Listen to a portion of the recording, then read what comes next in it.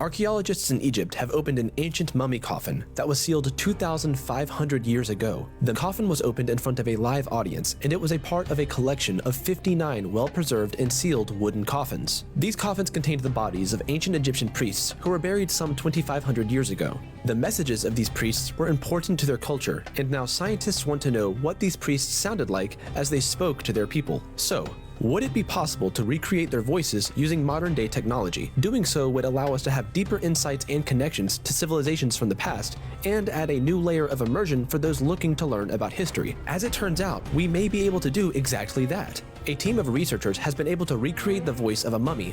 The mummified body belongs to Nesyamun. He was an Egyptian priest, incense bearer, and scribe at the Egyptian temple complex at Karnak in Thebes. He worked during the reign of the pharaoh Ramses XI, one of the most important leaders of ancient Egypt. Nesyamun is one of the most studied mummies in the world. The excellent mummification process of Nesyamun preserved his throat, trachea, and much of the soft tissues of his vocal tracts even nearly 3,000 years later. This has allowed the scientists to proceed with a voice reconstruction of Nesyamun and take all the needed measurements. Using medical scanners, they were able to build a 3D printed replica of his vocal tract. Then, they hooked it up to an electronic larynx. The sound they recreated was a single vowel sound, which is similar to the vowel you hear in the words bed or bad. This might not sound like much, but it is still considered a breakthrough in how modern technology can help us re-experience the past. Nesyamun sang and chanted his words of worship all his life, and so his voice plays a big part in his legacy. However, the team of scientists said that the voice reconstruction is not entirely accurate and is only an estimation of what he might have sounded like. They also said that they are unlikely to replicate a whole running speech of Nesyamun. This is because his tongue has lost a lot of its mass 3 millennia later, and his soft palate is no longer present.